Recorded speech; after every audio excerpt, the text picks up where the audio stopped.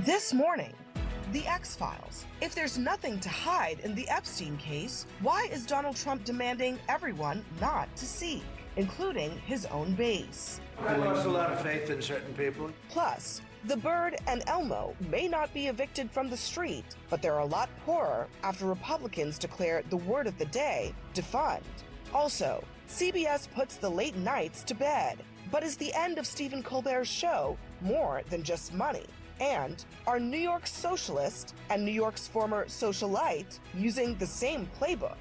Here in studio, Essie Cupp, Pete Dominick, Congresswoman Marilyn Strickland, and Pete Seat. It's the weekend. Join the conversation at a table for 5.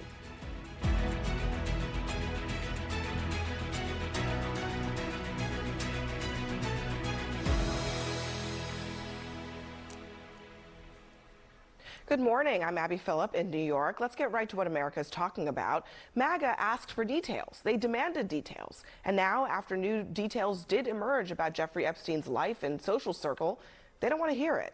It's been a surreal week in the saga, and that's saying a lot in the Donald Trump era.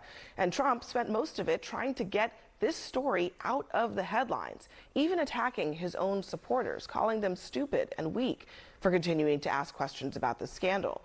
That is notable since he promised to release the Epstein Files. He hired people who pushed conspiracies about those files, and his MAGA mouthpieces made it one of their biggest issues. But after the Wall Street Journal reports about a racy letter to Epstein bearing Trump's name, MAGA is rejecting it. President Trump is best when it's attack, attack, attack. This is the deep state. This is the ruling class in America. They're trying to use it to destroy President Trump. He said, I don't talk like that. I don't think like that. They're literally making things up. This thing was obviously a hit job, obviously a drive-by shooting, trying to go after President Trump, trying to tie some of the Epstein news to President Trump to try to bring down his approval ratings and try to weaken him. MAGA hat stays on, all right? The MAGA hat stays on. The MAGA hat is fully on. We're locked in. We're focused, and we'll see. We'll see, guys. Give us your best shot because we ain't going anywhere. But perhaps the biggest question of all is, why is Trump protesting so much? For a man who births and breeds conspiracies, his bizarre behavior makes his critics wonder why he cares so much that the Epstein details never see the light of day. It's nothing like a sex scandal to unite MAGA world behind Donald Trump. I mean, it is pretty amazing. It's like clockwork. It's almost as if Donald Trump released this thing himself because he could not have united some of these folks more effectively than the Wall Street Journal story. It's so bizarre because from a PR standpoint, I think he's handling this all wrong. In fact, I mean, you know, what was revealed in this is gross. I wasn't surprised by it. I don't know many people who would be, and it certainly wasn't criminal. Just own it and say, this is all you've got? This is it? Can we all move on now? And I bet that could have been the end of the story, but he can't help but act guilty. He is acting like the guiltiest person that could be implicated in this, maybe because he could be. I don't know, but I think he's going about it all wrong. Yeah, I mean, I think that there are a lot of Trump supporters who wish he had just said, whatever. But he did not. He was like, get out of the MAGA camp. Don't come back in here. I don't want your support. I don't know that there's any issue that Trump has ever done that to his supporters on, except for this one. No, and I'm quite proud of him for finally doing it because some of these folks have caused him nothing but problems for a decade now. Granted, he has fed into some some and allowed them to exist. Name some names. Do you want me to name names? I would like to know. Charlie Kirk is on that list. Kash Patel certainly on that Dan list. Bongino. Where it's easy to stand on the sidelines. And to stoke the conspiracies, to get the clicks, to make money off it all. But let's give them some credit. Who them? Kash and Bongino. They get in the seat. They realize it's not what they thought it was, and they're doing what I think is the responsible action, and that is not releasing information that could potentially smear.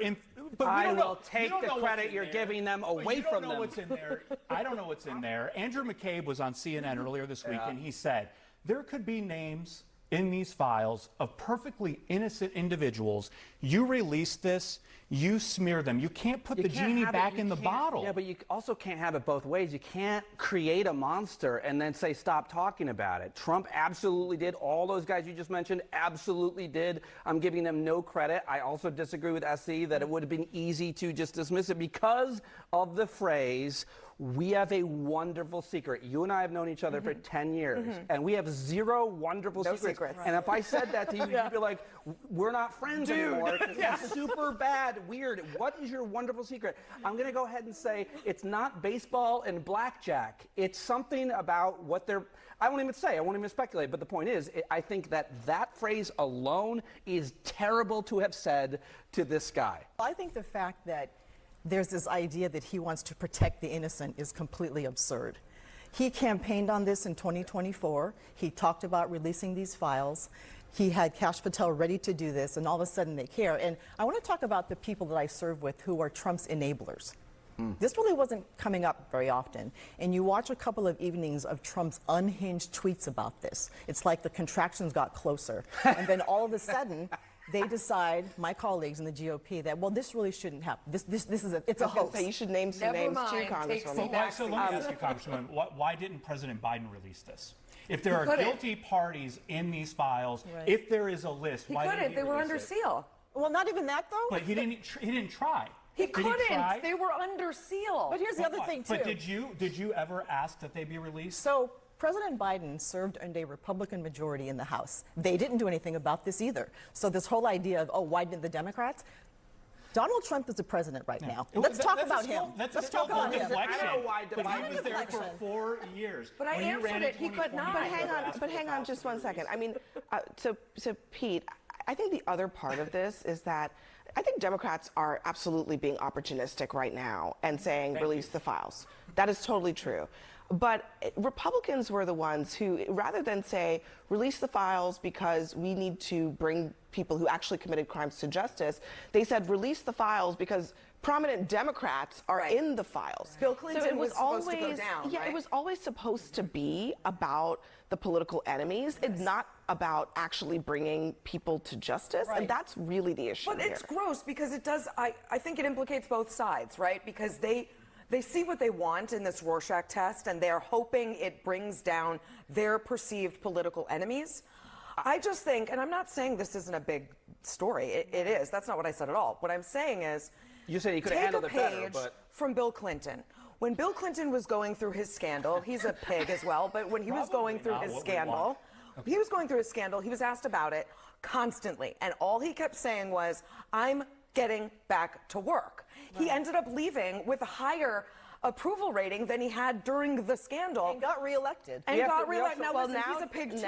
But, like, that's how you get now to the Trump scandal. is actually literally suing the Wall Street Journal for libel. Good, we'll have a discovery phase, which will be really Yeah, he's not going to want to do that. Can we just quickly disabuse? We can all agree that being a sexual deviant, a pervert, or criminal who assaults people is not a province of your political ideology. It's not liberal. It's not conservative. It's not Republican, or it's not Hollywood. It's men.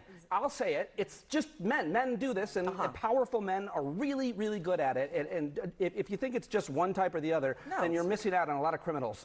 Absolutely. And the victims here, let's not forget about them. They should get justice. And as I think about this particular scandal, honestly, I was surprised it came up. I didn't expect to have this implode the way it did. And the fact that the most die-hard Trump supporters were the most vocal about it really pissed me off. So then what did the Biden administration do to get justice for the victims? That's a terrible talk. So, no, that's not. It's lazy. It's lazy. You're trying to talk about the Biden administration. Justice for the victims. That's not what they've been talking about that and just ignore and gloss over the fact that your president, Democratic president, you know, Biden wasn't best friends with Jeffrey Epstein. The current president was best friend. They were best friends for years. There are photos of Joe Biden that's a big deal. with Jeffrey Epstein. But again, Donald Trump is the president now. I agree. Justice for the victims. Absolutely. What did he do for it? Donald Trump is president now. Donald Trump is the one going apeshit on social media. He was doing American people. He was doing all kinds of things for victims of sexual assault. Do you think that Pelosi, for example, is right when she says this is a distraction from other things? Well, I mean, there's so much that comes out from this administration every hour on the hour. So I do agree in some cases that it is a distraction and justice should happen, but let's not forget what's happening right now. People are about to lose their health care. Kids are about to go hungry. They just passed this ugly recession, which is going to take away funding from public radio and national and television, and then also too taking away foreign aid. So there are much bigger things that are happening right now. Not to minimize what's happened to the victims because they deserve justice. Yeah, but don't you think can you admit that you only care because Trump is in office? Wait, don't even answer that. Can you just answer that? It's true.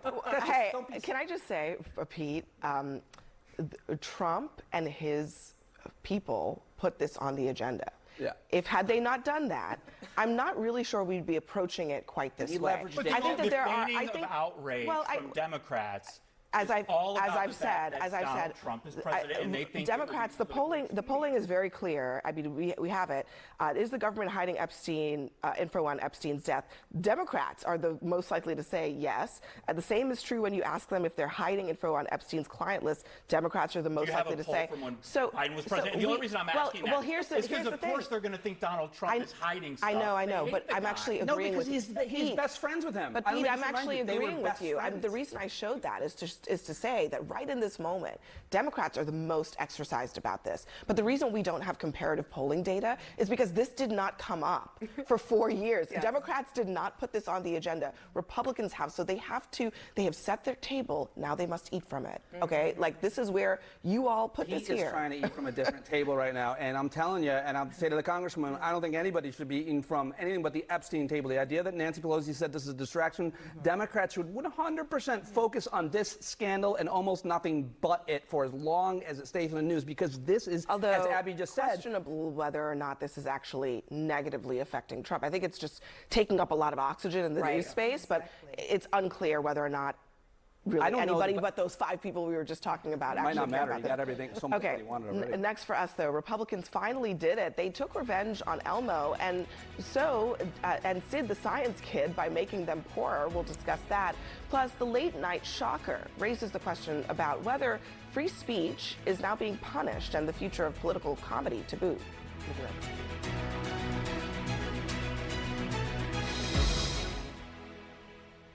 This morning, Capitol Hill comes for Sesame Street. After years of vilifying Elmo and Abby Cadabby as liberal hacks, Republicans controlling Congress right now have voted to cancel all federal funds from public broadcasting. Now, the irony of all of this is that PBS and NPR will, in fact, survive, since their money is just only a small part. This money is only a small part of their budgets. But the ones who actually get hurt the most are the local stations that get more than half of their funding from the public broadcasting pool. Now, the Senate Republicans who voted against the cuts argue that Congress is surrendering the power of the purse to a branch that, frankly, is doing a lot of things unchecked right now. And this becoming this sort of like major national issue is all just politics. It's all just partisanship. And with all the issues that we have as a country, I'm really shocked, Pete. Well, dating back to at least Ronald Reagan, Republicans have tried to cut funding for NPR and for PBS. But I'm so glad you made the point about how minuscule it is in their budget. Sesame Street, 4%, according to their own audit, only 4% is government funding. If they can't survive without that 4%, that's a problem. An analysis that was published on the NPR website Friday morning, 8 to 10% of NPR stations and about 15% of PBS stations rely on government funding. That it's the 15% of their budget is government funding. If you can't find 15% to cut, you've got bigger problems. Well, one of the reasons, I mean, as we talked about here, it's really actually, in some ways, I think maybe the places that are represented probably by a lot of Republicans, rural parts of the country, places that are kind of very far flung, where they can't rely on their member base in order to sustain their budgets. And on top of that, the impact that this will have on the sort of bottom up, the kind of local to national pipeline of information, I think is what I think about as a journalist. Sure. And that, I don't think that helps Republicans. I mean, if anything, they should be wanting these parts of the country to have more of a voice, not less of a voice. I don't know. Yeah, and I would say, you know, when you think about your local PBS affiliates and NPR affiliates, I mean, the word public is the second word in those titles, which implies public support. And to your point, Abby, about what's going to happen to rural communities, right? They don't have the donor base. They often don't have the tax base, and so how do they continue to provide vital information in emergencies? And that's the case that Murkowski was making. Republicans have been attacking the public for as long as I've been alive. They hate anything that's in the public's interest. Public reporting, public transportation. Public schools. Public schools I've been on the fight and the front lines for. Yeah. Anything that has the word public in, they want to defund. PBS and NPR should do nothing but talk about this on all of their channels and affiliates between now and then when these cuts go through. This money is so important. You have to ask why Republicans are against it, why they don't want the public to do, as you mentioned, with journalism that is in the public's interest. It's so vital for so many reasons, and it built this country, and without it, it's a scary thing, and you can't make money doing journalism. Let me just play what Catherine Marr said about this on CNN on Thursday. She's the CEO of NPR. The biggest harm to losing federal funding will be at the station level, which means that of the hundreds of stations, public media stations that cross the country, small stations in rural areas are likely to go dark because they will not have the funding to continue. Just last night, while the Senate was debating this bill, there was a 7.3 earthquake off the coast of Alaska, and 3 local stations went immediately into action, broadcasting alerts to their communities. And staff members at least one of those stations stayed in the path of a potential tsunami in order to ensure that that information went through. This is not a service that can be replicated in other ways. I don't know if the public needs to be warned about tsunamis or earthquakes. Well, if you're in Alaska, you beg to differ. He's being sarcastic. But I know. I mean, hey, and the thing is, Alaska, it's such a unique case, but I mean, that's what this is for, right? It is. And I think when people think of the media, and especially because this is what politics has done, they think of us, right? The national news. They think of the New York Times, the Washington Post. What they're not thinking about is the fact that the media is a public service, first and foremost. Yeah, we do our opinions here, and we participate in sort of an infotainment version sometimes. But at its core, journalism is a public trust, and it's a public service. And at the local level, where it's being gutted the most, is where it matters the most. It's not profitable either. It's hard to make money at the local level doing journalism. They've done studies that have shown that when a local newspaper or a local TV station or radio station shutters in a town or city or county, the corruption in those places goes up, because the only people covering it in those cases are the local journalists. Right. So in addition to flood alerts and weather services and agricultural reports, you're also losing people who are on the ground in your community where you're not, I'm not, we can't be everywhere, but these people are there. And they are trusted. I mean, look at this Pew more Research trusted Center, than we are. PBS, the BBC, the AP, NPR, among the most trusted news sources. I mean, Pete, you made the case that they've been trying to do this since Ronald Reagan. What is really the reason for this, given that Republicans say, oh, we don't trust the media anymore, but Americans actually do trust these sources? Well, I'm less concerned about this ideological fight and this claim that it's about, woke reporting or whatever. There's a lot of cherry picking going on there.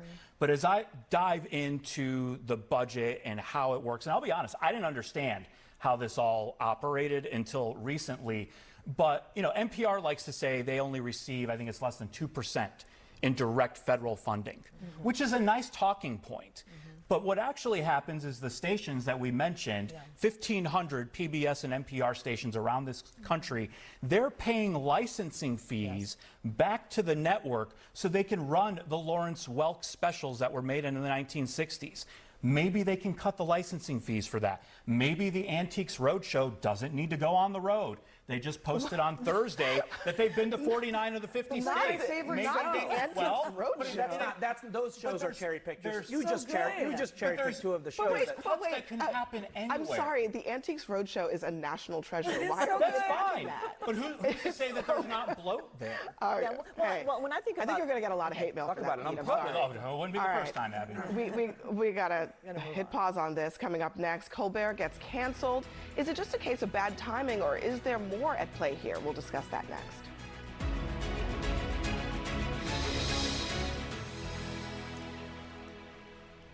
If Terrible Optics could talk, they'd give an opening monologue on this one. CBS canceling Stephen Colbert and its late-night franchise altogether, citing a money decision. But it is notable for its timing, given that just a couple of weeks ago, the company settled with Donald Trump over a bogus lawsuit, and just days after the late-night host ripped that idea on air. Now, I believe this kind of complicated financial settlement with a sitting government official has a technical name in legal circles. It's big fat bribe. Because this all comes as Paramount's owners are trying to get the Trump administration to approve the sale of our network to a new owner, Skydance. And now senators are demanding answers about whether the cancellation was just political. So it's just the new reality for old TV and linear television, or is it a chilling episode of free speech being under attack in the Trump era? It's B. And yeah, and it's really, really, it's not about Stephen Colbert, who is wonderful. Right. You know, no one's precious, right? We could all be fired at any moment. It's about the bigger picture. It's about Donald Trump going out and saying, I've been beating the media, AKA the First Amendment. I've been beating them. He can say that credibly to his audience because CBS and ABC capitulated and paid him tribute. And we'll see who else continues to do that. So he gets this talking point that he's been beating us because they let him beat them. So it doesn't almost matter if this is political, financial. The perception is it's political. The perception is this was a bribe to condition a favorable environment for Skydance going forward. And that's really, really a shame. Reinforced this in a Truth Social post saying, I absolutely love that Colbert got fired. His talent was even less than his ratings. I hear Jimmy Kimmel is next. He even has less talent than Colbert. Look, Trump is happy about this, but on the Skydance part of it, the reporting is that the likely incoming new owner of CBS was just in to see the FCC chairman this week. And they also had, they had to give a filing on this. Here's what it says that they discussed. We discussed Skydance's commitment to unbiased journalism and its embrace of diverse viewpoints, principles that will ensure CBS's editorial decision-making reflects the varied ideological perspectives of American viewers. And this is crazy because what Trump is doing is running around bullying people when they hurt his feelings. And if you look at Stephen Colbert's show, he talks trash about everybody. And the idea that he's happy that Colbert's show got canceled because there's a merger he wants to happen is another example. Has there been another president that has spent more time litigating against media outlets? No, of course not. No. But I mean, this is, will we ever know if this is why it happened, because of the parent company in the merger? No, but also yes. Because you know why? You don't kill your cash cow. I mean, TV is losing money across the networks, and that's the trend that we're going. But Stephen Colbert is #1 and has been for a long time. Also, Stephen Colbert is losing $40 million a year. Every show is losing money. It's still making them plenty of money in ad revenue every year. But you know, listen, Stephen has. I worked for Stephen for 6 years. Yeah, I was going to say you I know him really very well. And he's beloved by everybody, and everybody who works in the staff is family. But the thing that really put him on the map, really made him super famous, was speaking truth to power to the President of the United States at the White House Correspondents' Dinner in 2006. Every night at the Colbert Report, an audience member would ask him about that moment. He's always done that. He's always punched up at power, speaking truth to power. And wherever my camera is, I want this one. I want to tell Stephen, you should run for president, sir. Do it! Run. He's running. Either that or launch a Netflix show or whatever, you know. I don't know. I mean, whatever is next, I mean, he will have an audience. Right. And welcome to Substack, Steve. He is also right in the sense that, yeah, I mean, there is a decline in linear television, period, right? Ad revenue is on the decline across the board.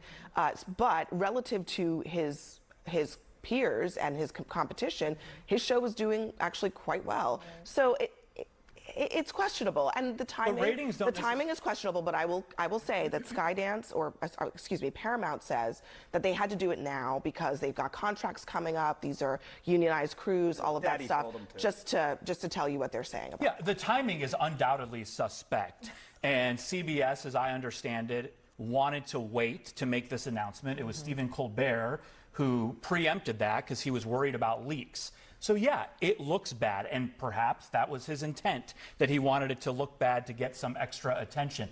But you can't just dismiss that the show is losing $40 million a year. Yes, it's the highest rated, but that doesn't equate to dollars. Pete, that's not a good argument. It means it used to make more money. It's making less money. Doesn't mean you kill it. Well, when you have a balance sheet, it does matter. All of TV it also matters that late-night TV has been decimated. Right. The Late Late Show, which used to be on after Colbert, His show has been completely off the air for 2 years now, I think, when James Corden left. Before that, you guys are making it about this one show, and it's not. Right. What ABC and CBS did when they paid ransom is they endangered the lives of every journalist everywhere, and they made it harder for all of us to do our jobs because the president is pointing at us, putting a target on our backs, and they helped him do that. And so it's always the case when you pay off a pirate, when you pay the ransom, the tribute, to navigate safely through the waters are never safe. No matter how much you pay, the waters are unsafe because there's pirates in those waters. And Donald Trump is a pirate, and he wants to maraud through the seas of the media landscape. He's doing it with our help, which is the worst part. Let me play a little bit of how Stephen Colbert may have gotten on the wrong side of Donald Trump, because as you said, he says it like he feels it. Yes. Always. Trump reportedly said, "Why are we having all these people from whole countries come here?" Wow. Sir, they're not whole countries. For one, Donald Trump isn't their president. Trump continued to insist America's going to do great with this pandemic as long as you don't count half of America. This is unspeakably monstrous, especially for the president of the United States. A lot of voters didn't want to believe everything that was obvious to so many of us, that Donald Trump is a fascist. Hey, remember when Donald Trump said he was going to be a dictator only on day one? Well, evidently his first act as dictator was declaring that day one never ends. Now, I get, Congresswoman, that on Capitol Hill, there are definitely a lot of Democrats who would like to do something about this, but is there really anything that can be done? It's hard to do something when you're in the minority and you don't have the majority of votes. In the House, the number is 218. There are 212 of us, and we don't have the majority in the Senate. Coming up next for us, Donald Trump and Zohran Mamdani are political polar opposites, but are they more alike than they think? That's next. They're both from New York, they both have a populist message, and they both shocked the political establishments. So is it possible that Donald Trump and the socialist candidate Zohran Mamdani are birds of the same political feather? Donald Trump and he both get out and they talk to people and they listen to people and they understand how people feel. And he's using social media the way that Donald Trump has. And you know what? All of us in life have different perspectives, different experiences. He's running in a city that's very different. And hey, she means that as a compliment. She really does. Yes. And I mean, I don't think she's wrong in the broad strokes of it. What do you think, Pete? Well, they are certainly similar in terms of the political playbook that they're running. I want to make sure we're all clear. They're not similar in terms of their ideology. There's nothing that's similar about them. But this all reminds me of a little experiment that AOC ran on her Instagram account right after the election. She asked voters who split their tickets and voted for her and for Trump, or Trump and another Democrat, why? Why did you do that? Polar opposites of the ideological spectrum. And it came down to the same reason for almost everyone, to a person: authenticity. Feeling like those politicians understand the struggles that you face, and that makes a difference. And I don't care for Mamdani's politics at all, but he has tapped into that. He has been able to. Can I just argue, make a little quibble with a little something, because I do think that Donald Trump, more than any other Republican, he has actually done partial state ownership of private enterprises. He is populist in the sense that he is anti-globalization, anti-trade, effectively. So there are some actual policies that do not make him aligned with long-term. Mamdani's anti-globalization, except when it comes to the Intifada. But listen, Zoran Mamdani, I don't see this parallel really, and I think we're projecting a lot on Zoran Mamdani, who is like very unknown. And he reminds me kind of Beto O'Rourke. Remember that guy? Progressives were trying to tell us. Except that he won. No, I know that he won an election. But let me just put throw a little cold water on that. New York's got over 8 million people. 1 million people voted in this Democratic primary. That's an eighth of the population. Of that 1 million people, half of them voted for Zoran Mamdani. He got 1/16 of the New York population. And we'll see what happens in the general. But I lived in New York a long time. New York City is liberal. It's not Portland liberal. And I don't think most New Yorkers who live in the financial capital of the country, if not the world, want to globalize the intifada, want to government-run supermarkets. I just don't think a lot of this stuff was well known to a lot of voters. And had he had a Republican challenger who was competitive and not Curtis Sliwa, maybe someone could have been making all of these arguments to a majority of New Yorkers. Again, we'll see what happens, but I think there's a lot of projection onto him massive questions about what happens. Fight with my friend S.C. Cupp. He does not want to globalize the intifada. He's never said that he wants to do that. Does he know that? He's never said he wants to do that. Let's be clear. But he has been really. I don't like this whole comparison between Trump and Mamdani because I know people don't like it, but I mean, well, obviously, I mean, it's very convenient. It's very convenient to not like it, but because I'll tell you why. I mean, populist politicians do often run with the same. But you mentioned it doesn't really matter what the policy is, actually, in a way. I have a theory. But Trump has been on the side of on every side of every issue. So he's not actually that authentic. He takes every position possibly and then just lies about it. Mamdani is principled. Whether you like his ideas or not, he's not been on every side of every issue. He's far more authentic in every possible way that you can imagine than Donald Trump, who has lied more than anybody to his own people. The comparison to me, I'm having a hard time with it. I could jump in here, though, for a second, because when we think about politics, we often talk about horseshoe politics. So if you look at the shape of a horseshoe, the extreme ends are actually not that far apart from each other. And the other thing that I've learned in my time as an elected official and gone through a lot of elections is that people love the idea of change. And that's what Trump represents, and that's what that's what he represents too. And so I think sometimes, especially with people who don't pay attention to politics inside the bubble like we do every single day and every week, you have someone out there, they're charismatic, they're tapping into your angst and anger.